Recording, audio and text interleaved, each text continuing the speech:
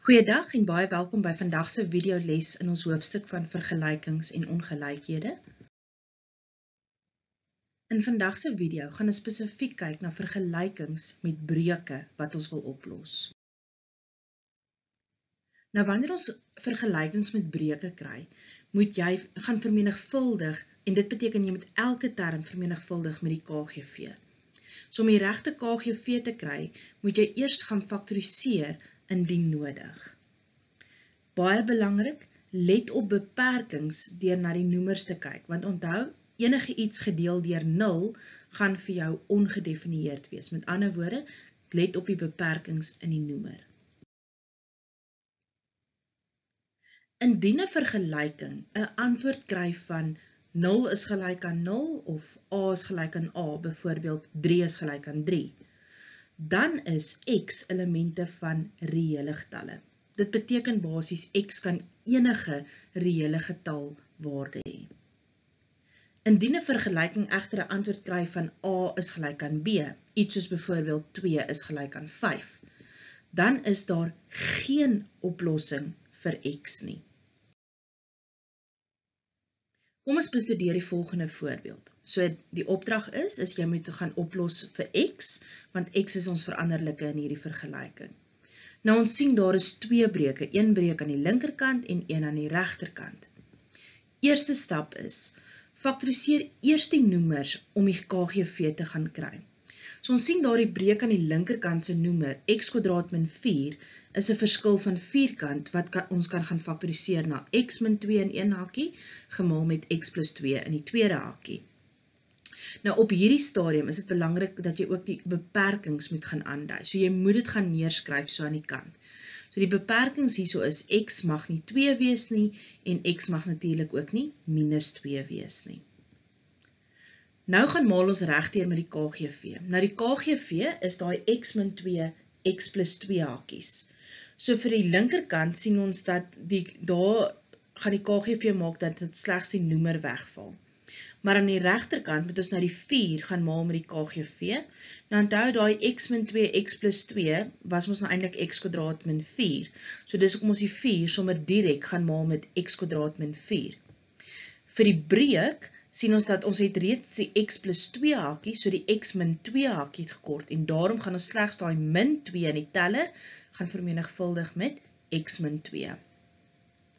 Nou moet ons gaan oplos vir x. So eerstens, raak ontslaaf van al die hakies deur vereenvoudiging, en dan vat jy alles, omdat dit 'n kwadratiese vergelyking is, vat jy alles na een kant toe. Nou in hierdie geval het ons alles na die regterkant geneem, want dan is ons x² sommer klaar lekker positiewe koëffisiënt, wat beteken ons kan dit maklik gaan faktoriseer, en onthou die oomblik wat ons gefaktoriseer het, kan ons dan elke faktor, so x min 3 is 1 faktor, en x plus 1 is 'n tweede faktor, kan ons elke faktor gelykstel aan 0, om die oplossings te kry, en as ons dit dan vergelyk met ons beperking, sien ons dat beide van hulle is wel aanvaarbare oplossings. Kom ons kyk na die volgende voorbeeld. Nou in hierdie voorbeeld het ons 3 breuke in totaal. Nou die 2 breuke aan die linkerkant lyk vir ons nogal heel eenvoudig. Maar aan die regterkant sien ons dat die standaard skryfwyse daarvan die noemer lyk bietjie vreemd. Nou ons gaan eerstens dit regmaak deur 'n tekenverandering. So ons het 'n minus uitgehaal, maar let op, die minus het bo na die teller toe geskuif. So nou het ons in die noemer 'n x² min 1. Nou kan ons gaan faktoriseer om die regte KGV te kry, en daai regterkantste breuk, die x² min 1, is weer eens 'n verskil van vierkant voorbeeld, so x min 1, x plus 1.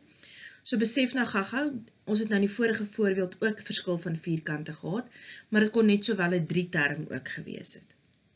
Goed, beperkings, x mag nie 1 wees nie, en x mag natuurlik ook nie minus 1 wees nie.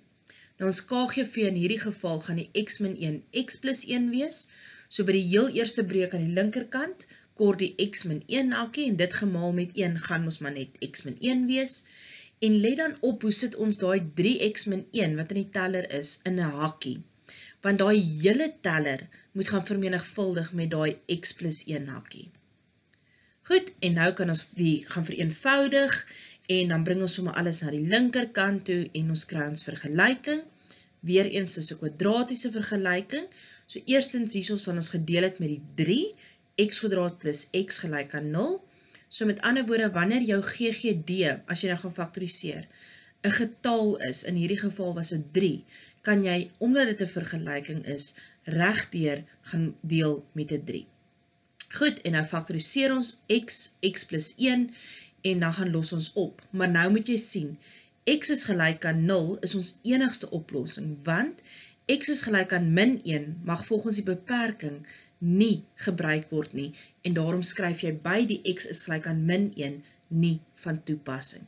Baie belangrik, jy moet dit gaan byskryf, want as jy dit nie gaan byskryf nie, gaan jy 'n punt verloor. Gaan werk gerus deur nog 'n paar voorbeelde, en dan kan jy die huiswerk doen. Lekker werk!